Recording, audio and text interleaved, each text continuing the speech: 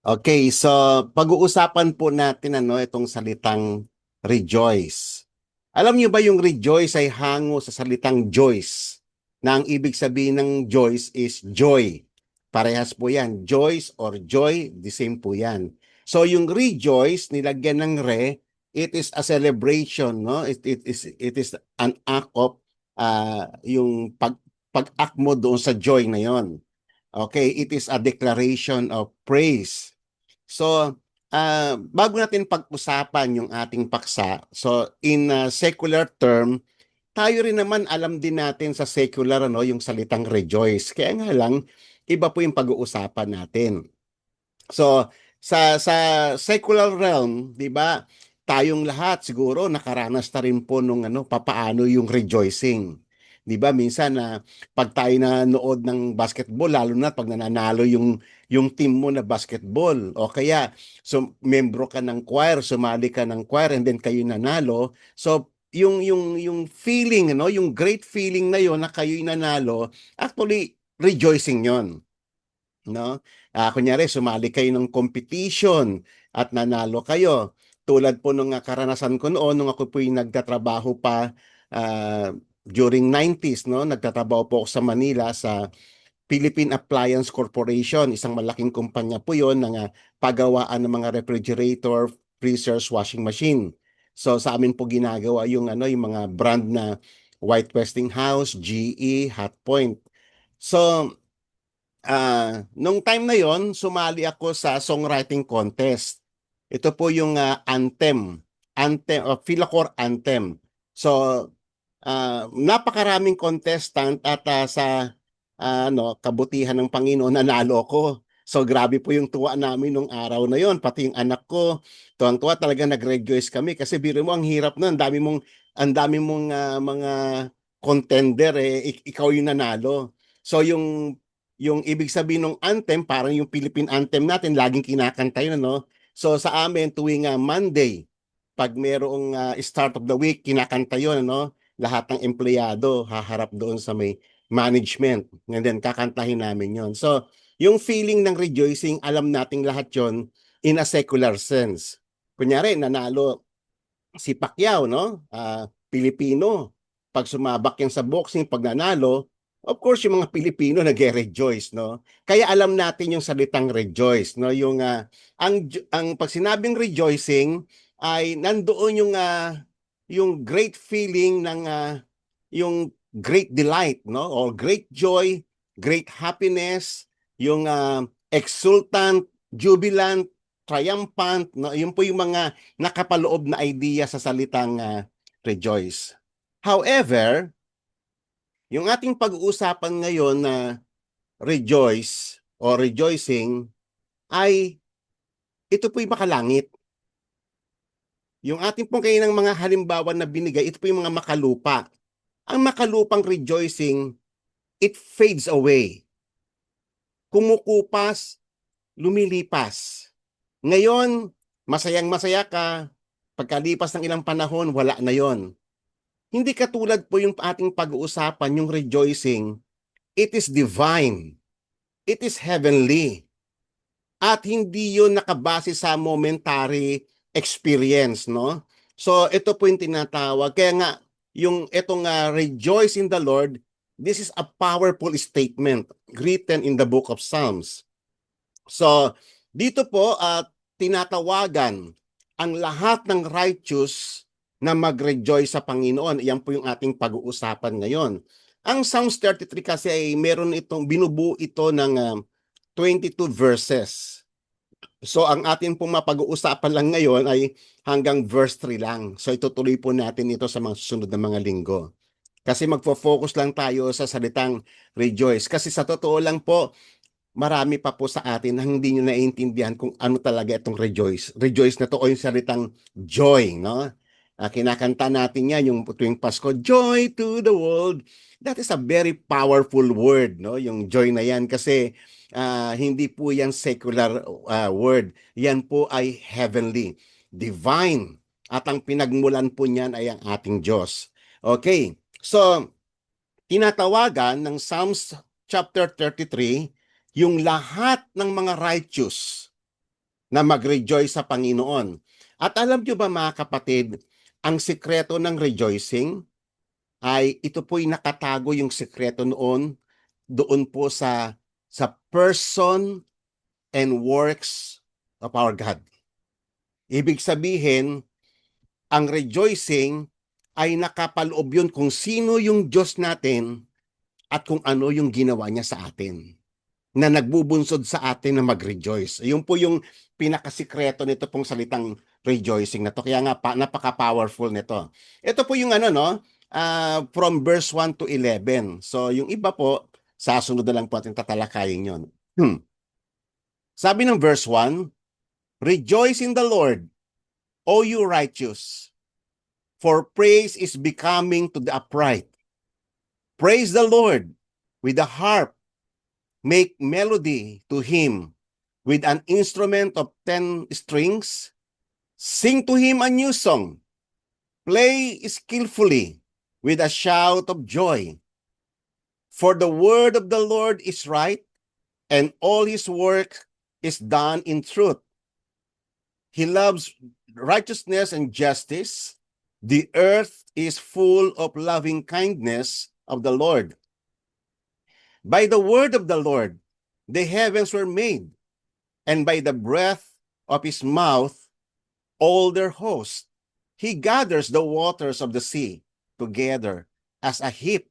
He lays up the deeps in storehouses. Let all the earth fear the Lord. Let all the inhabitants of the world stand in awe of him. For he spoke, and it was done. He commanded, and it stood fast. The Lord nullifies the counsel of the nations. He frustrates the plans of the people. The counsel of the Lord stands forever, the plans of his heart from generation to generation. So nakita niyo itong verse na ito, napaka-powerful. Yung bawat himay-may ng mga salita ay talagang punong-puno ng meaning. No? Kaya lang, sabi ko nga po sa inyo, hindi po natin matatalakay lahat ito sa ngayon. Magko-concentrate lang po tayo sa verse 1 up to verse 3. Okay. So, rejoice in the Lord. No? Ulitin po natin yung verse 1 to 3. O you righteous, for praise is becoming to the upright. Praise the Lord with a harp. Make melody to him with an instrument of 10 strings. Sing to him a new song. Play skillfully with a shout of joy. Okay, so ito po'y panawagan. Naalala niyo po yung topic po natin last week, no? Sa may Psalms 32. Nakita ang topic po natin noon ay yung the joy of forgiveness. So yung kagalakan ni David nung siya'y pinatawad ng Panginoon. And then kinumpara niya yung kanyang kalagayan ngayon sa dating kalagayan niya nung hindi niya pa kino-confess yung kanyang kasalanan. Grabe yung kanyang torment. Pero nung natutunan niyang mag-repent and then naranasan niya yung forgiveness ng Panginoon, nag-rejoice siya. Yun yung ending niya eh. So nananawagan siya sa lahat ng mga righteous na mag-rejoice sa Panginoon. So chapter 32 nag-end sa may praise na yan at nag-open naman ang chapter 33 sa praise na yan. Rejoice in the Lord, you righteous. Okay. So dito po no sa may Psalms na to makikita nyo yung yung buong content nito umiikot sa ganitong idea na yung Psalms ay tinatawagan ng lahat ng righteous na purihin ng Diyos, yung Diyos na lumikha ng langit at lupa. Na purihin natin siya sa kanyang kahanga-hangang mga gawa. Yung kanyang marvelous and glorious attributes, purihin natin siya doon. At lahat ng kanyang mga gawa as displayed in creation. Kung paano niya ginawa yung kagilagilalas na universe, no? Na it is very awesome to the point na tayong lahat mamamangha tayo. We will stand in awe of this great God. Okay? So yun po yung sinasabi doon sa may kabuuan ng Psalms na tayo ay magkaroon ng joyful praises para sa ating Diyos for His providence, at hindi lamang yung providence kundi yung kanyang pag-sustain sa kanyang creation. mula sa mga maliliit na insekto hanggang sa mga dambuhalang creatures, hanggang sa mga mula sa maliliit na buhangin hanggang sa mga dambuhalang mga planeta, no? Mula sa kalaliman ng daigdig hanggang sa kataas-taasan ng universe. So sabi rito, purihin natin ang Diyos sa kanyang kahanga-hanga mga gawa. For our God is a great God. At alam nyo ba mga kapatid, itong mga katotohanan ito na sinulat dito sa Psalms 33, ito ang naging solid foundation ng praise and worship. Uulitin ko, ito ang pinaka-soul, ang pinaka-spirit, yung pinaka-deep meaning ng praise and worship. Yung nakita mo yung greatness ng Diyos. Kaya nga meron sa every Sunday, meron tayong tinatawag na praise and worship. Aawit tayo na matutulin ang mga tempo at aawit naman tayo ng malumanay ang tempo. Ang tawag natin doon sa matutulin na tempo ay praise, ang tawag joyful, ang tawag naman natin sa malumanay worship. Pero hindi po ganun yun kapatid. Lahat ng iyan po ay, ang worship po kasi ay napakalawak. No? Lahat ng ating activity sa pananampalataya ay worship. Yung nagbabasa ka ng Bible, lumalakad ka sa kanyang kalooban, nanalangin ka, nagsiserve ka, lahat yan ay form of worship. Okay? At yung praise ay bahagi lamang ng worship. So, hindi po to nakarely doon po sa tempo, maturin ba o maano. So, nakagawian lang po kasi yan sa church na tawagin, praise and worship. So, mas maganda mga kapatid, hindi po ganon, ano? Intindihin po natin. Alam nyo ba, sa church, tayo umaawit.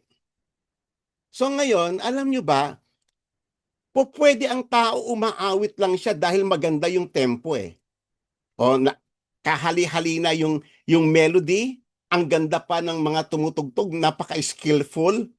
Pero alam nyo ba, pag wala yung kanyang awe of God, yung awe of the magnificent God, pag wala siyang revelation sa kanyang puso, ay para lang siyang clanging cymbal. Alam nyo ba yung tao na walang kaluluwa, ang tawag po diyan ay patay. So tayo po ay maaaring kumakanta. Ang gaganda ng lyrics na kinakanta mo, ang ganda ng song na kinakanta mo, pero wala kang revelation ng kung gaano kadakila ang Diyos, yung song, yung pagkanta mo na yun is useless. It is worthless. Kasi ang pinaka-heart, ang pinaka-spirit, ang pinaka-kaluluwa ng praises, ng adoration, ng rejoicing ay dahil ikaw ay namamangha sa kadakilaan ng dakilang Diyos na gumawa ng lahat ng bagay, yung kanyang government, yung kanyang providence, yung kanyang pagsustain sa kanyang creatures, yung kanyang mercy, yung kanyang compassion, yung kanyang mga attributes. So lahat ng iyon, mga kapatid, ay mga contributory factors para makita mo ang greatness ng Diyos. At ito yung tema ng Psalms 33. Alam niyo mga kapatid, kaya napaka-importante po ng ating pag-uusapan. Para pag Sunday, pag umaawit tayo, hindi yung parang clanging cymbal. Kumakanta ka, yung labi mo sumasabay sa kanta, pero yung isip mo nasa labada sa bahay. O yung ano mo, yung pamamalengkehin mo, yung kaluluwa mo nandoon sa may bahay eh. Pero yung kanta mo, kinakanta yung gagandang lyrics, possible po yon. Very possible po yon kapatid. Hindi po ba? Be honest. So, magandang maituwid po yan. Kaya maganda pong i-meditate ito nga Psalms 33. And this will become our pattern para maging fruitful, effective, at kalugod-lugod sa Panginoon, yung ating pong tinatawag na praises and adoration. Okay? So, lagyan po natin ng kaluluwa. Huwag niyo pong aalisin yung kaluluwa. Kasi otherwise, useless, kumakanta ka lang, para kang clanging cymbal. Alam niyo ba yung lata na walang laman? Maingay lang siya. Diba? So, hindi po tayo dapat ganon. So, kumanta tayo na kasama ang ating kaluluwa. with understanding of the awesomeness of our great God.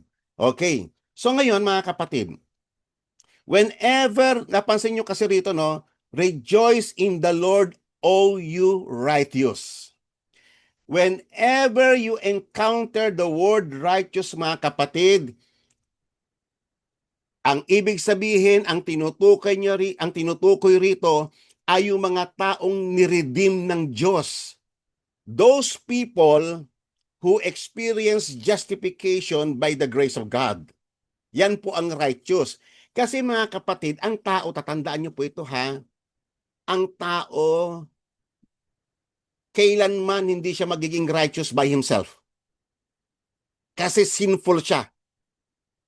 At sinabi ng Bible, walang taong matuwid, wala kahit isa. Ang linaw po niya sa may Bible.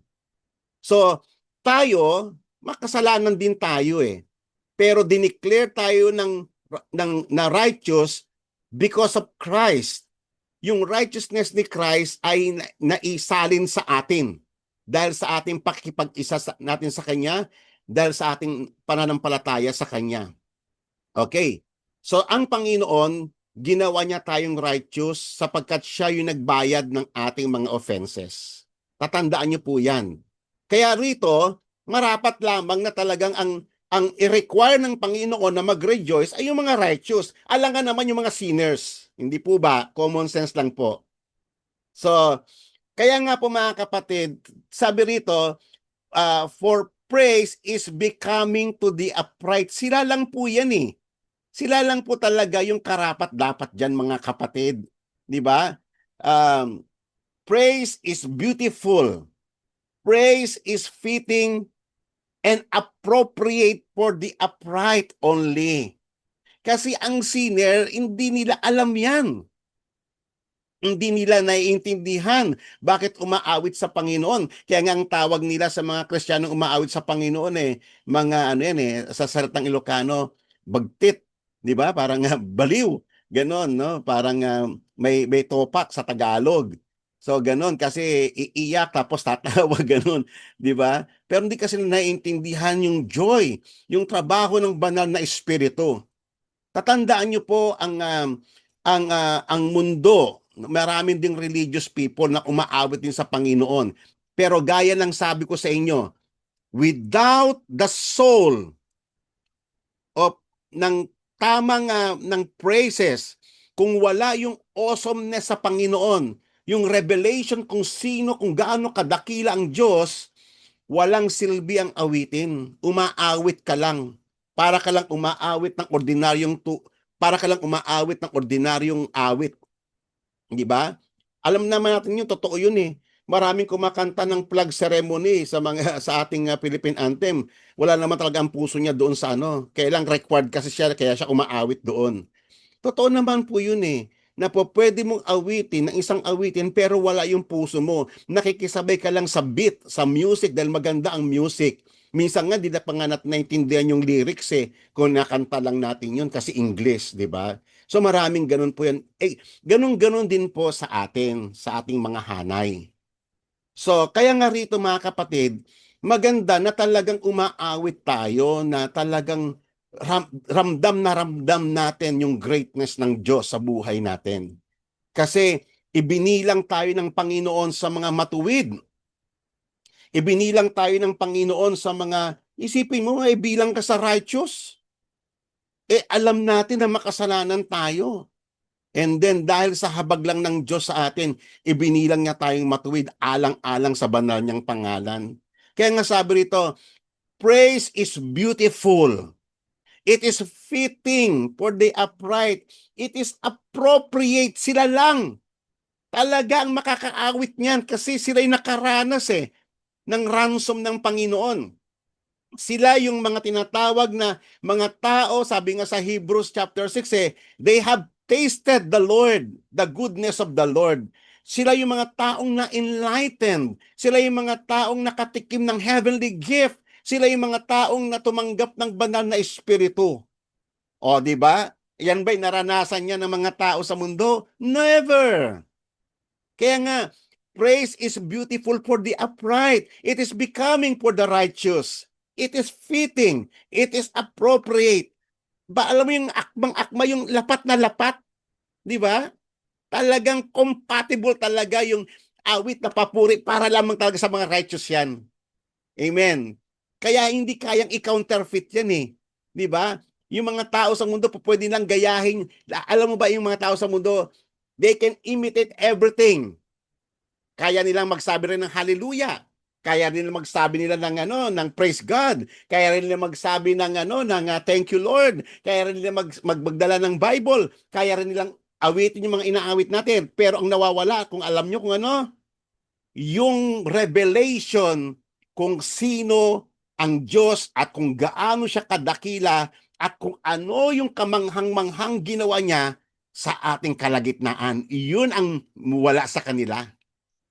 Kaya nga, sabi rito, sing him a new song. Aba, bakit new song? Kasi tayo lang nakakaalam nun eh. Alam nyo ba, tayong mga Kristiyano, tayo lang nakakaalam ng new song. It was written in the Bible, in the book of Revelation. Mamaya pupuntahan po natin yan. Bakit? Kasi tayo nakakaranas, alam mo ba ang mercy ng Diyos, ang kanyang loving kindness, ang kanyang faithfulness ay laging bago kada araw. It was written in Lamentation chapter 3. They are new every morning, new every morning. Great is this faithfulness, di ba? Alam nating kanta na yon. Talagang bago, laging sariwa, laging yung kanyang pagpapahayag ng kanyang sarili sa atin. As we meditate His Word, yung kanyang forgiveness tuwing nararanasan natin, yung kanyang mercy, yung kanyang power, yung kanyang loving kindness. Di ba? Kung tuwing nararanasan natin, laging bago eh. Walang luma. Kung may mga tao mang nakaranas noon ng kabutihan ng Diyos, laging bago yan sa bawat panahon.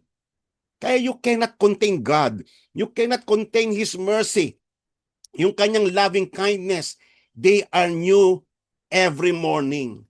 At kung laging bago ito, panigurado na naranasan natin lahat ito laging bago kada araw, walang makakapigil sa atin na gumawa ng bagong kanta. Di ba? Iyan po yung sekreto ng new song. Kung bakit ang mga Kristiyano lang talaga nakakaalam yan. They can compose new song kasi bago na naman tong pagpapahayag, bago na naman tong ginawa ng Diyos na to. Nakikilala natin siya. Kasi ang sabi yung sa may Proverbs, chapter 8 verse 14. Ang path, ang path na nilalakaran ng righteous ay parang liwanag. Na habang tayo lumalakad sa path na yon, ay paliwanag ng paliwanag hanggang sa katanghaliang tapat.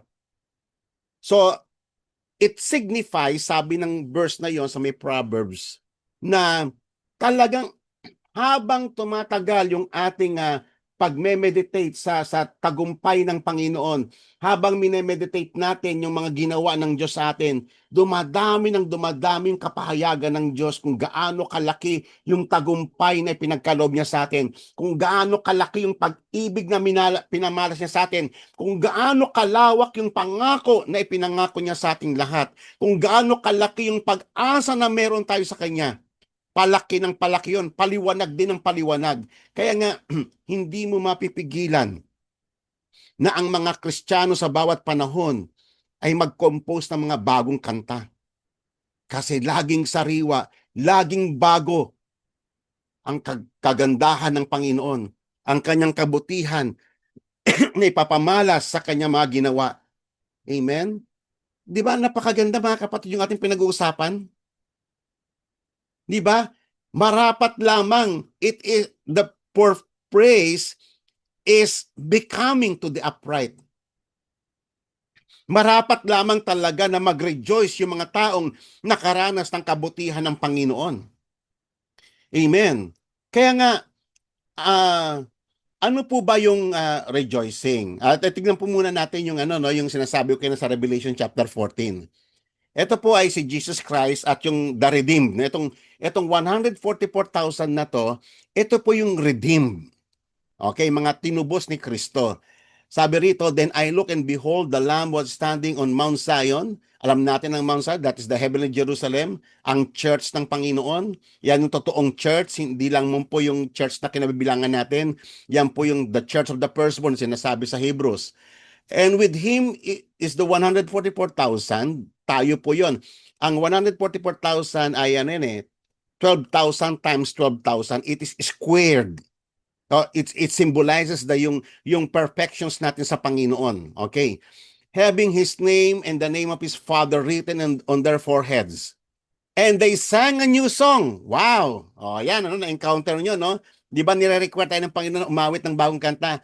And they sang a new song before the throne and before the four living creatures and the elders. And no one could learn the song except the 144,000. Wow! Who had been purchased from the earth. O, ayan yung pinag-uusapan natin kanina eh. Rejoice in the Lord, O you righteous one. Sino yung righteous one? Yung mga redeemed, yung mga purchase, yung mga niransom ng Panginoong Yesus. Walang iba kundi tayo po yan, mga kapatid. Amen. Tayo lang yung nakakaalam ng awit na yan.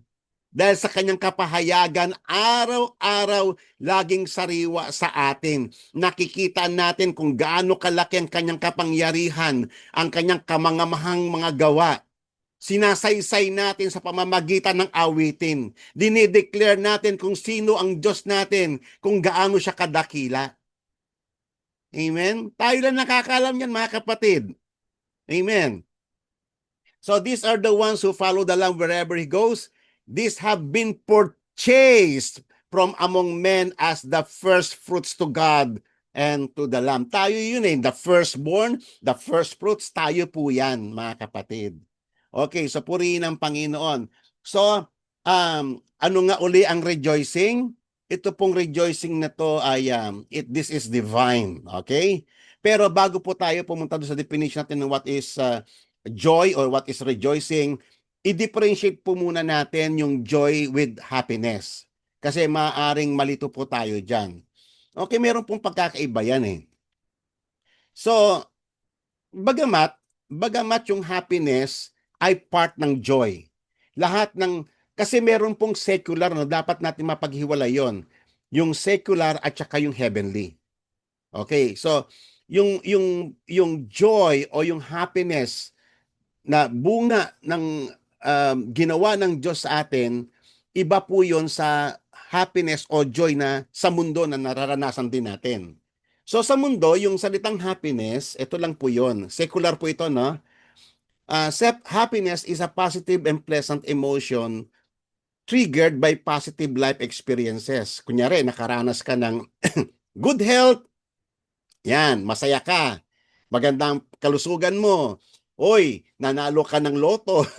Yan, good fortune. O swerte ka, napamanahan ka ng ganito, tumaas yung sahod mo. So yan, no? Masaya ka pag nakaranas ka ng mga ganyan. Nagtagumpay ka. O worldly pleasures, meron kang possessions. So, maaari kang maging masaya dyan. Sa mundo kasi, ganyan lang kalimited yung kailang kasiyahan. So, happiness is regarded as a kind of spontaneous response to temporary pleasures. Kaya ginihitan ko yung temporary. Mga panandalian lang yan. The things that if they are going well, make us feel somehow inside that's all is well within the world and we're okay. So hanggat okay ang lahat ng bagay, masaya tayo. Hanggat may pera tayo, masaya tayo. Hanggat umaayon ang lahat ng bagay sa atin, masaya tayo. In short, happiness is momentary experience. Okay. And may not last for a long time. Masaya ka ngayon, it doesn't mean na masaya ka habang panahon. Di ba? Kahit na marami kang pera, kahit maraming pera dumating sa iyo araw-araw, masaya ka sa umpisa, pero kalaunan hindi ka na masaya dyan. Di ba? May bago kang kotse ngayon, nadagdagan pa ng bagong kotse, nadagdagan pa ng bagong kotse, masaya ka sa umpisa, pero sa mga sumunod hindi ka na masaya, discontent ka na. Kasi it is a temporary. It is fleeting, it is fading. At ang kasiyahan ng tao sa mundong ito is insatiable. Okay. So ngayon, on the other hand, by contrast, ang joy, yung divine joy o yung galing sa langit is not determined by sense of well-being, di ba? Ibig sabihin hindi ito nakabase no sa health o sa prosperity o sa mga tagumpay natin sa mundong ito. Hindi po yan nakabase doon yung joy na pinag-uusapan natin. Because joy may be experienced even in times of difficulties. Masaya ka pa rin kahit wala kang pera. Masaya ka pa rin kahit na you are sufferings, meron kang pains, meron kang sickness, may taning na buhay mo, pwede ka pa rin masaya, pwede ka pa rin nag-rejoice. At kitang-kita natin yan sa may Bible, mga kapatid. At ang daming examples ng ganyan sa may Bible. Kaya nga kakaiba ito, mga kapatid eh. Hindi to katulad lang ng happiness lang sa mundo na pag wala ka ng pera, malungkot ka na. Ito hindi. Hindi siya contained ng mga circumstances. Okay?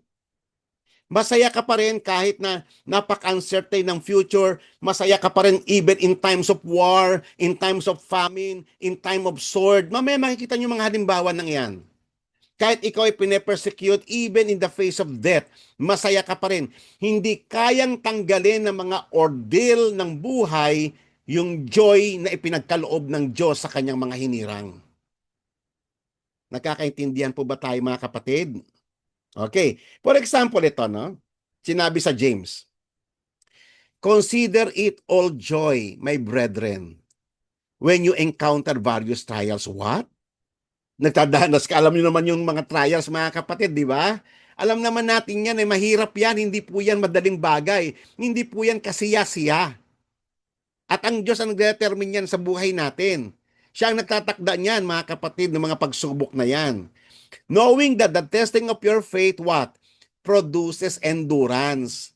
So sa gitna ng sufferings natin, no? Sa gitna ng trials, ikaw man ay pinaparanas ng Panginoon na wala kang pera, ikaw man ay dinisiplina ng Panginoon, and yet si God sinusustain kanya doon, binibigyan kanya ng endurance.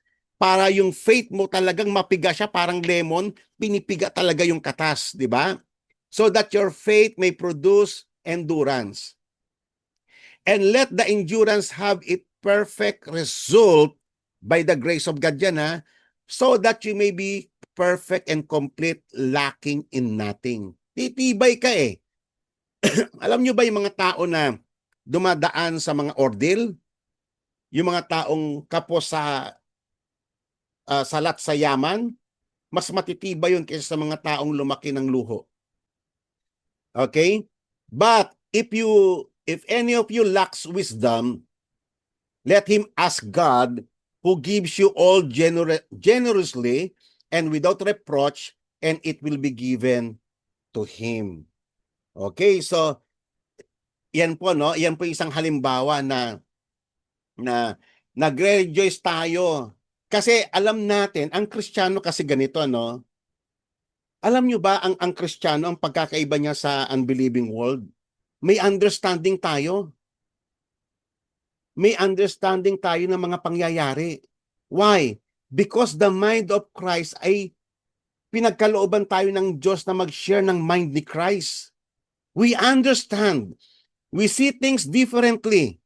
Iba ang worldview natin. At ito'y hindi naintindihan ng ordinaryong tao. Iba ang worldview natin, the way we see things around us. Iba tayo mag-isip. We have the mind of Christ. Ang linaw po niya sa may Bible. So, kung tuwing tayo ay nakakaranas, even yung mga ordeals o yung mga hardships, sufferings, no? Kahit na yung mga may nakita ako mga kapwa natin na mga lingkod, no, sa Panginoon, mga preachers na mga powerful preachers, and then nagkaroon ng cancer. Nakita ko sila even doon sa deathbed nila. They still praise God. Ang dami ko ng taong na-encounter na ganyan. Nandoon kitang-kita mo kahit na hindi kayang pigilan ng ng sakit karamdaman yung kagalakan nila sa Panginoon. Kasi merong hope eh. Ang tindi ng hope nila sa Panginoon. sa kalagitnaan ng kailang nararanasan na ordeal. Okay? Binigyan sila ng Diyos ng understanding at naunawaan nila sa panahon na yun na dumadanas sila ng ganon, may ina-accomplish ang Diyos sa kailang kalagitnaan at yung grace niya sinusustain sila with the full assurance of victory na kahit na humantong sila sa kamatayan, alam nilang tagumpay pa rin. Amen po ba? Tatandaan ninyo, tayo mga Kristiyano, ang pinakamalaking difference natin sa unbelieving world ay taglay-taglay natin yung tagumpay ni Kristo sa buhay natin. Na wala na makakagapi nun. Wala na makakaagaw nun yung tagumpay ni Christ na yon. Sapagkat kahit na wala kang pera, no, yung kawalan mo ng pera hindi na magde-define ng buhay. Hindi yung may kotse ka ba o wala kang kotse, hindi yun na magde-define. Ang magde-define ng buhay mo ay yung ikaw ay united ka kay Christ. Sapagkat kung united ka kay Christ, united ka sa kanyang tagumpay. Kaya anumang daanan mo sa bundong ito, ikaw man yung pinakamahirap, ikaw man yung pinakaapi, ikaw man yung pinakadusta, ikaw ay kasama sa tagumpay na yon at isang araw kakamtan mo ang lahat ng pangako ng Panginoon. At iyon yung nagbigay ng fire sa mga early Christians kahit na ipakain sila sa mga leon, kahit ipako sila ng sinusunog sila sa burning stake. Umaawit sila sa Panginoon. They are rejoicing even in the midst of fire. Di ba? Nalala niyo si Shadrach, Meshach, Abednego? Naranasan nila yon. And yet, kita nyo, no, ang Panginoon sinusustain sila. Pinupuno sila ng Panginoon ng pag-asa at pananampalataya. At iyon yung nag-empower sa kanila. Kaya, ang Kristiyano lang, mga kapatid, ang nakakaintindi ng salitang joy or rejoicing. Okay. So ngayon, tatandaan po natin ang joy, yung divine joy na pinag-uusapan natin. Alam nyo ba, originally galing talaga yan sa Diyos eh. Hindi naman galing yan sa lupa. Ang ibig kong sabihin, mga kapatid, iyan po ay nanggaling mismo from within the triune God na sinasamba natin. Yung joy ng triune God sa bawat isa, yung joy ng Father sa Anak at sa Espiritu, yung joy ng Son sa Father and the Spirit, at yung joy ng Spirit sa Father and the Son, yung joy na yon from within, yun yung doon kung bakit, yun ang reason kung bakit ginawa ng Diyos ang lahat ng bagay, including us. So that the whole creation may rejoice in His goodness. Amen? Doon nang galing ang salitang joy. Doon nang galing yung nararanasan nating joy. It is the joy from within the triune God themselves. Okay? So, kung naalala ninyo, no, yung si Christ, nung alam nyo ba nung bakit na-endure ni Christ ang cross? Sinulat yan sa Hebrews chapter 12 verse 2. For the joy that is set before Him. Joy yung nakikita niya eh. Nung ipapako siya sa may cross, kaya willing na willing siya na i-endure niya yung cross. Alam niyang i-crucify siya, alam niyang mamamatay siya eh. Pero ang sabi sa Hebrews chapter 12, for the joy set before Him, He endured the cross and suffered the shame. Wow! So yung joy ang nagmo-motivate kung bakit mo gagawin ang isang bagay. Sa atin din, hindi ba ganun din? Kapag ikaw ay naglilingkod ka sa Panginoon, pag yung joy mo sa Panginoon ang nagmo-motivate sa'yo, ay napakasarap maglingkod sa Panginoon. Napakasarap maglingkod sa Panginoon kung ayun ang nag-ooperate sa may heart mo. Kung meron kang revelation, kung gaano kadakila ang Diyos, na alam mo na lahat ng ginagawa mo sa Kanya is only an act of gratitude. Pasasalamat mo lamang sa Kanya. Ay, napakagandang paglilingkod dyan. Pero pag ikaw naglilingkod ka, tapos walang revelation, yung greatness ng Panginoon, kung gaano kadakila siya, at kung gaano kalaki yung ginawa niya sa atin, even sa giving, ay napakahirap bumunot. Napakahirap magbigay. Kasi wala kang revelation kung sino ang Diyos mo eh. Wala kang revelation kung gaano kadakilang Diyos at kung gaano siya kabuti. Wala kang revelation na siya pala yung nagbibigay sa iyo, nagsusustain sa iyo, kung bakit ka merong ibinibigay. So, yun ang sikreto mga kapatid, yung joy na ito nating pinag-usapan. Ito ang reason behind kung bakit tayo nakapaglilingkod. We sacrifice our money, our time, our effort, everything we sacrifice with joy and gladness in our hearts. Amen? Kasi ganun ang halimbawa ng Panginoong Yesus. Ang Panginoong Yesus, nagkatawang tao siya, niredeem niya tayo para maibalik tayo sa joy na yon through the power of the Holy Spirit. Kaya nga ang joy ay central siya sa being ng Diyos. Ang joy ay central siya sa purpose ng Diyos sa atin. Actually, ang Christian is joyful. Kaya nga lahat ng mga kanta, ang tawag diyan joy. Joyful, joyful. May mga kanta tayo, joyful. Di ba? Puro joyful. Kasi iyan talaga ang Christian. Iyan ang calling niya. Let the redeemed of the Lord say so. Di ba? Lahat ng iyan ay panawagan kasi dahil sa kahanga-hangang ginawa ng Diyos, nagdiriwang ang ating mga espiritu.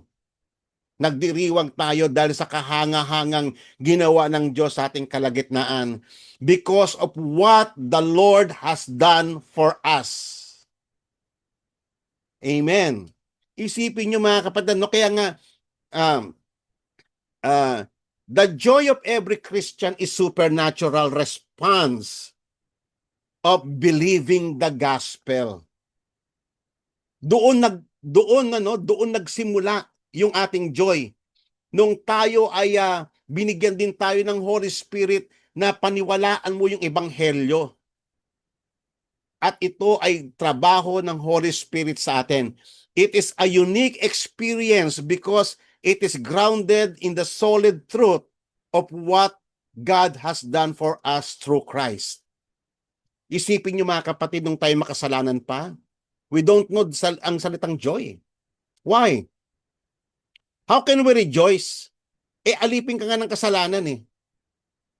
Alipin ka ng kasalanan, alipin tayo ng guilt and misery. How can you rejoice? How can you rejoice yung taong patay sa kasalanan? Di ba? Kaya nga, ang joy ay foreign para sa taong makasalanan. There is no joy for a man under the wrath of God. Okay? Think about it. Pwede bang mag-rejoice yung taong nasa ilalim ng puot ng Diyos? Paano siya mag-rejoice sa Panginoon? Kaaway nga siya ng Panginoon eh. So, nung siya ay na-reconcile sa Panginoon by the grace of God through Christ, so doon lang nag-start, nagkaroon siya ng kapayapaan sa Diyos. At doon nag-start yung kanyang kagalakan. Doon niya naranasan yung joy ng langit. Nung naramdaman niya yung pag-ibig ng Panginoon, yung kapatawaran ng Diyos na bagamat hindi tayo karapat-dapat, ay pinatawad tayo ng Panginoon. Doon nag-start yung joy na hindi maintindihan ng mga tao sa paligid. At iyon yung wellspring ng ating celebration sa Panginoon, ng ating praises. Kaya nga, it is grounded, ang joy is grounded in the objective reality of the full assurance of victory in Christ, our Lord and Savior. Wonderful. Amen? Okay? It is grounded on the peace that we have in God. Wala nang makakapag-alis ng kapayapaan natin sa Diyos nung tayo na reconcile na sa Panginoon. Hindi kaya ni Satanas tanggalin yung peace na yon. Amen? Tayo ay secured na sa Panginoon, yung assurance na yon na tayo, even yung ating future ay nakasecure yan sa kapangyarihan ng Diyos. Kaya nga may kagalakan tayo na makakamtan natin yung pamana that one day kasama tayo sa resurrection, that one day we will receive the full extent of the promises of God and we will see God face to face. Na tayong lahat ay go-glorify ng Panginoon. At lahat ng ito ay tested Lahat ng ito ay sealed sa word ng Panginoon. Kaya nga, meron tayong kapayapaan natin, yung joy, yung peace and joy, it cannot be separated. Yan ang mga experiences na mga taong nakaranas, natikman niya ang pag-ibig ng Panginoon. Amen? Yung kapayapaan natin. For example, ako noon mga kapatid, nung ako wala pa sa Panginoon, grabe. Ang gulo ng buhay ko. Grabe. Talagang masalimuot ang buhay ko, wala akong kapayapaan. Pero ngayon naranasan ko yun, yung payapa ako ngayon. Panatag ang kalooban ko, panatag ang kaluluwa ko from inside out. Nararamdaman ko yung peace and joy na yon ng Panginoon. Okay? So it is grounded on the peace that we have in God through the reconciling work of Jesus Christ on the cross. And at its heart is the joy of salvation. Kaya nga si David nung nagkasala siya restore unto me the joy of my salvation. Alam niya kasi yun eh. At ang hirap mawala yun, kapatid. Isipin mo, tanggalin ng Diyos yung joy na yon sa'yo. Ay, napakahirap ng kapatid. Amen? Kaya nga purihin ng Panginoon, no? There is no true joy without the peace of God. Kasi that parang two-sided coin.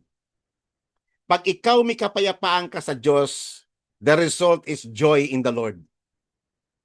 Yung joy of the Lord na yan, ang nagtetestify na you are at peace with God. Amen? That's why we rejoice. Kasi payapa na tayo sa Diyos, hindi na tayo kaaway ng Diyos. Amen? Ang tawag na sa atin ngayon ay beloved of God. Mga minamahal. Amen? Ginawa niya na tayong apple of His eyes. Di ba? Ang gandang isipin yon. Kaya nga sabi ng Panginoon, He who touches you, touches the apple of my eye. Sinabi niya yan eh. Wow, wonderful, hindi po ba? Kasi may kapayapaan na tayo sa Diyos. Inari niya na tayong anak. Kaya ang ganda mga kapatid, hindi po ba? Ang sarap na topic ito eh. Di ba? Ngayon, maintindihan nyo na ngayon itong mga verses na ito na ipapakita ko sa inyo from the Old Testament, maintindihan na ninyo ito. Kasi ako bago pa lang ako sa Panginoon, lagi ko na-encounter itong mga verses na to eh. For example, ito sa Isaiah 35. Sabi rito, a highway will be there, a roadway, and it will be called the highway of holiness. Okay, yung ganda, no? The unclean will not travel on it. Hindi alam yun ng mga ungodly. Yung highway of holiness na yun. Ang nakakaalam lang doon yung mga righteous. But it will be for him who walks that way, and fools will not wander on it. Impossible na magawi doon yung mga hangal. Yung mga sinners, hindi nila alam yan yung road na yan eh. No lion will be there. Walang danger doon. Nor will any vicious beast go up on it. This will not be found there. But only the redeemed will walk there. Ayan, Yung mga rejoice lang, yung mga redeemed, yung mga righteous lang talaga, makakalakad doon eh. Sila nakakalam niyan eh. Di ba? And the ransom of the Lord will return and come with joyful shouting to Zion. Yung Zion, that's the church of God, the heavenly Jerusalem. With everlasting joy upon their head. Nakita nyo, no? Everlasting, hindi yan kukupas. Kahit wala kang pera, kahit may sakit ka, may karamdaman ka. Nasa sayo yung everlasting joy, nakakabit na yan. Kasi you are now at peace with God. Kaya yung singing mo, yung heart mo, punong-puno ka ng kagalakan dahil hindi lamang yun ang ginawa ng Panginoon sa iyo, nagpakilala ang Diyos, ipinakita niya kung gaano siya kadakila sa iyo. Wow. And they will find gladness and joy, and sorrow and sighing will flee away.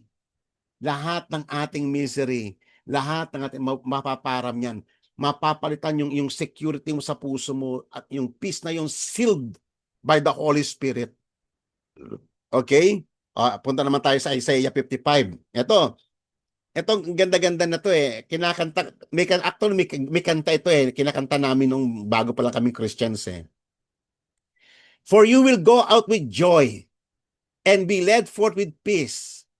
The mountains and the hills will break forth into shouts of joy before you. And all the trees of the field will clap their hands. Wow, ang ganda, no? Grabe yung senaryo na pinapakita dito. Ito yung ipinapakita ng Diyos yung ano yung ginawa niya sa atin. Kung ano yung implication ng peace, yung ating reconciliation sa Diyos, ganito ang mangyayari. Magkakaroon ng great shouting in heaven and in earth. Diba? And all the trees of the field will clap their hands.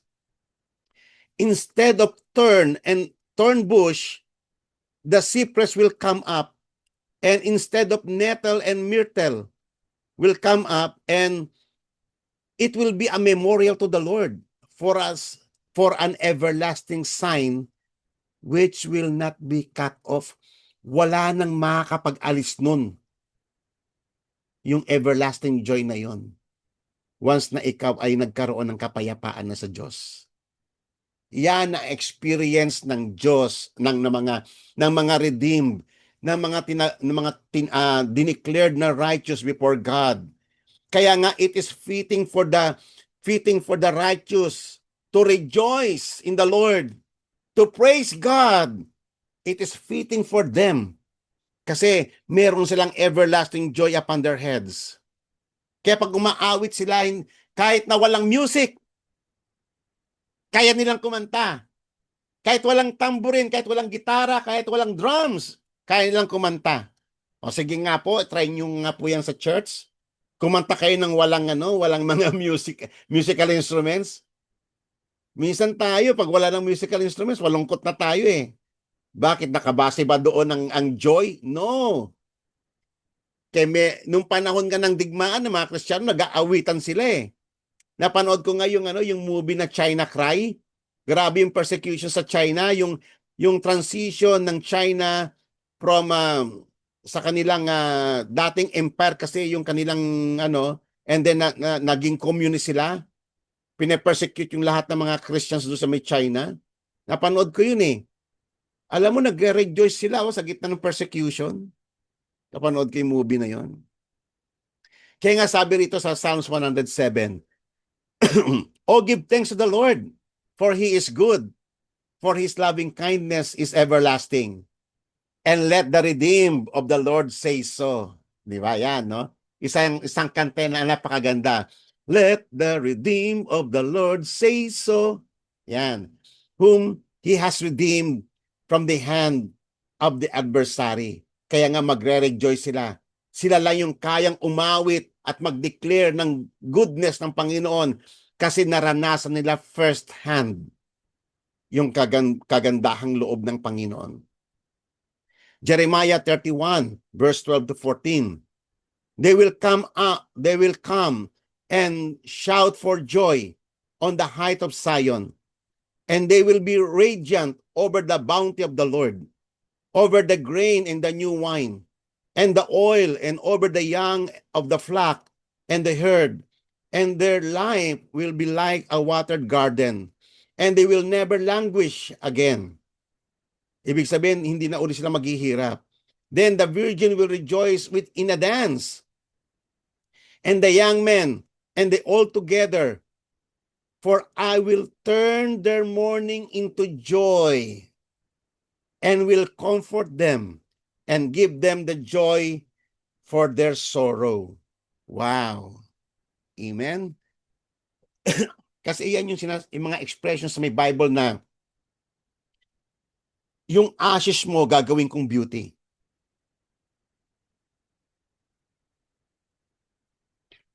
Yung garment mo yung garment mo ng gloom ay papalitan ng Diyos ng garment of praise. Iyan po yung mga expression na yan. Yan po ay tumutukoy sa karanasan ng mga righteous nung nakamtan nila ang kapayapaan ng Panginoon as the result of reconciliation. I will fill the soul of the priest with abundance, and my people will be satisfied with my goodness, declares the Lord. Wow. Amen? Now, sabi nga po rito, no, malapit na po tayo magtapos. sabi ng 1 Peter chapter 1, 6 to 9. Sabi niya rito, in this you greatly rejoice. Even now, for a little while, if necessary, you have been distressed by various trials, so that the fruit of your faith, being more precious than gold, which is perishable, even though tested by fire, may be found to result in praise and glory and honor at the revelation of Jesus Christ. Wow. Amen. So, ibang-iba, no? Ibang-iba yung ang Kristiyano pag dumadaan siya sa mga trials ng buhay. Hindi yung ano, hindi siya yung para bang doom. Hindi siya nag-act ng ganon. Kung hindi siya talagang alam niya na yung lahat ng nangyayari sa kanya ay part of the plan. May understanding siya. Kaya hindi siya nagse-self-pity kahit may karamdaman siya. Amen? Kasi alam niya yon, yung end ng lahat ng iyon to result in praise and glory and honor. Yan po ang reward ng Panginoon sa mga righteous. And though you have not seen Him, you love Him. And though you do not see Him now, but you believe in Him, you greatly rejoice with joy inexpressible and full of glory, obtaining the outcome of your salvation, of your faith, the salvation of your soul. Amen? So, tatandaan niyo po, napakabibigat na mga words yung ginagamit ng Bible pertaining sa joy. In joy inexpressible, greatly rejoice, everlasting joy, with full of glory. Mabibigat na sa mga salita yan. Amen? Kaya nga yung ating pinag-uusapan dito mga kapatid ay ito po yung joy ng langit na pinaranas niya sa atin na kanyang mga hinirang. Ngayon, may ipapakita ko sa inyong picture. Ito po ay true events po ito nung panahon ng Roman Empire. Lahat ng mga Kristiyano, especially sa reign ni Emperor Nero, lahat ng mga Kristiyano ay talagang grabe ang persecution. Nakita niyo sa likod ng mga nagkukumpulang mga taong iyan, yung mga taong nakasabit sa stake, hinubaran yung mga iyan publicly, sinunog. At habang sinusunog sila, yung iba talagang nilalastas yung mga tiyan nila ni Emperor Nero. Si Emperor Nero, baliw yun na emperor yun nagre-rejoice si Emperor Nero, naka-chariot siya, nakahubad siya, at habang inaano niya itong mga Kristiyanong ito. And then yung iba mga Kristiyano, pinakain niya sa leon. Ganun kagrabe yung persecution na naranasan ng mga early Christians. And yet, sa record, sa dami ng mga pinersecute ng mga Christians, ang isang katangi-tangi na experiences na written by the historians, nagre-rejoice sila sa Panginoon. Even in the face of death. Wow. Kaya sabi ko sa inyo hindi kayang tanggalin. Hindi kayang tanggalin ng anumang mga threat ang kagalakan ng Kristiyano. Amen. Purihin ang Panginoon. So magtatapos na po tayo. Sabi nga po ng Romans chapter 14, verse 17, for the kingdom of God is not eating and drinking, but what? Righteousness, peace, and joy in the Holy Spirit. Wow. Amen? Yan. Common experience yan ng mga righteous sa kingdom ng Panginoon. Ng alin? Righteousness, peace, and joy. Lahat ng iyan ay kaloob ng Diyos. Yan ang basic or common atmosphere in the kingdom of God.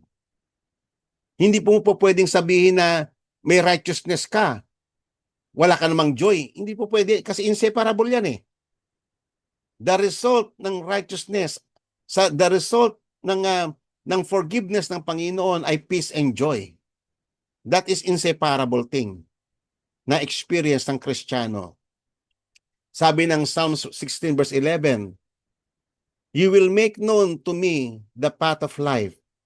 In your presence is fullness of joy, and in your right hand there are pleasures forevermore." Amen? Kasi yung satisfaction, yung fullness ay mararanasan natin sa Panginoon. Okay, last slides. Sabi nga ng Galatians chapter 5, "But the fruit of the Spirit is love, joy, peace, patience, kindness, goodness, faithfulness, gentleness." Lahat ng ito, alam niyo ba itong mga ito? Itong fruit of the Holy Spirit? Yan, lahat ng iyan ay katangian ng Diyos. Yan yung tinatawag na communicable attributes of God. Communicated to us by the Holy Spirit. Yan po ay katangian ng Diyos. At lahat ng ito ay yung tinatawag ng sanctification. Sa process ng sanctification, habang tayo, habang nililinisan tayo ng Holy Spirit, lumalabas ang mga ito, itong mga attributes na to ng Diyos sa atin. Hindi lahat ng attributes ng Diyos is communicable.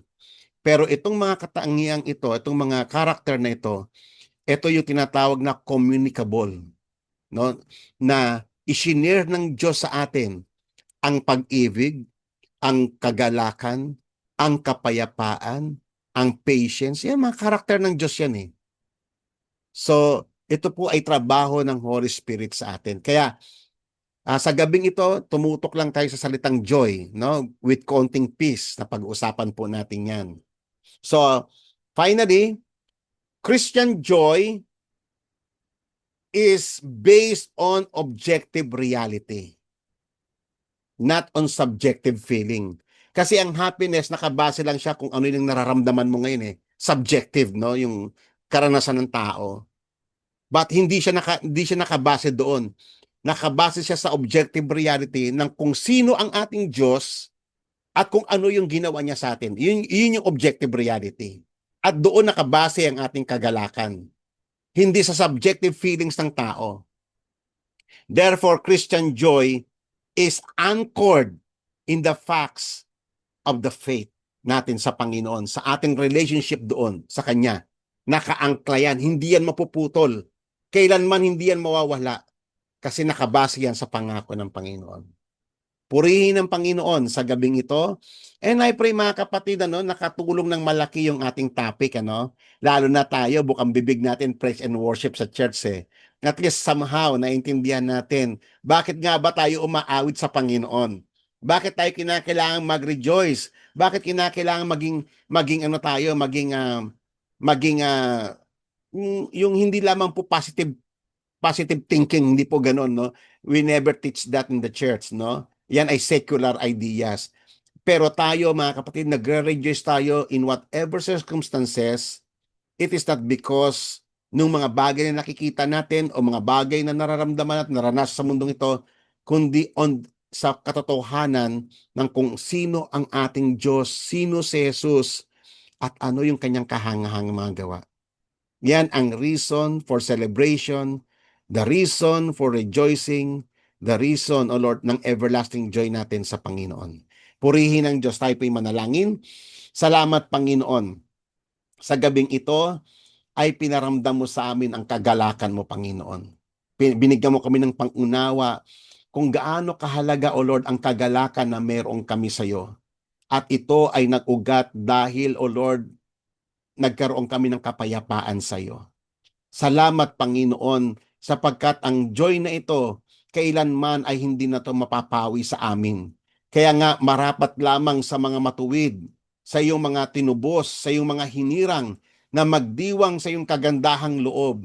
Lord, ang isaysay ang iyong kahangahangang gawa, ang i-declare, O Lord God, ang umawit kami ng mga bagong awit upang i-declare, O Lord God, kung sino ka, ano ang iyong ginawa, ang iyong government, ang iyong mga law, ang iyong mga pamantayan, O Lord God, they are all righteous.